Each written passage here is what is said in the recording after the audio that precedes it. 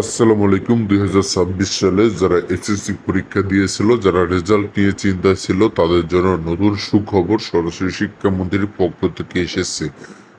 HSC পরীক্ষার দীর্ঘ আন্দোলনের কারণে নতুন এই সিদ্ধান্ত। মূলত মাত্র 13 পেলেই কিন্তু এই বছরে পাস আসবে এসএসসি, এবং একই সাথে মাত্র 33-এই কিন্তু পাবে এ প্লাস।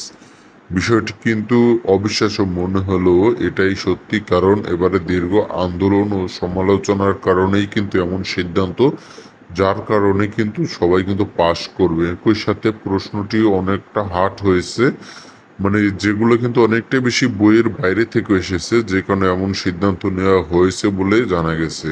তো বন্ধুরা, এমন সিদ্ধান্ত নিয়ে আপনার মতামত অবশ্যই কমেন্টে জানাবেন। কে কোন জেলা থেকে ভিডিওটি দেখছেন সেটাও কমেন্টে জানাবেন।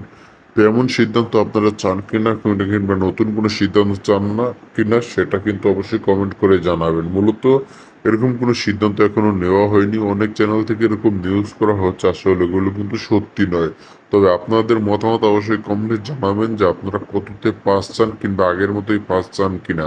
এবং একই সাথে চ্যানেলটিকে সাবস্ক্রাইব করবেন এরকম ধরনের আপডেট নিউজ সবার আগে পাওয়ার জন্য। সবার সাথে দেখা হচ্ছে আবারও নতুন কোনো ভিডিওতে। সবাই ভিডিওটা লাইক দিয়ে কমেন্ট করবেন এবং চ্যানেলটিকে সাবস্ক্রাইব করে রাখবেন।